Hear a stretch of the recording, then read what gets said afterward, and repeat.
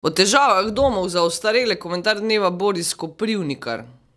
Domovi za starejše se pri svojem delu soočamo z vedno večjimi težavami. Vedno težje smo tudi kos zahtevam, ki jih pred nas postavljajo uporabniki. Zato pozivamo vlado in pristojna ministrstva, da pričnejo dosledno izvajati nacionalne strateške dokumente, ki so bili opredeljeni, da država začne kvalitetno skrbeti za svojo lastnino, s katero mi razpolagamo, in preneha breme vzdrževanja javnih domov in pa izgradnje javne mreže prelagati na uporabnike naših storitev, starejše občane. Predlagamo, da država uredi sistem tako, da bodo enako obravnavani vsi izvajalci in uporabniki storitev za starejše, saj se danes pojavljajo velike razlike tako v cenah primerljivih storitev, kot tudi razlike pri pogojih poslovanja pri različnih domovih za starejše.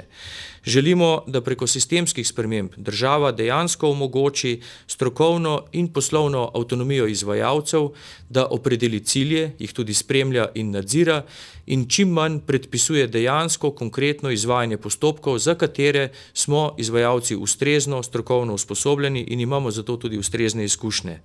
Predvsem pa želimo, da se do leta 2010 in v tem času našim uporabnikom omogoči sprejemljiv standard, ki je primerljiv tudi z siceršnjim družbenim standardom. Kajti današnja infrastruktura, ki jo ponujamo uporabnikom, današnji standard, smatramo, da ni več primeren, saj je bil postavljen v 80-ih letih in se od takrat ni bistveno spremenil.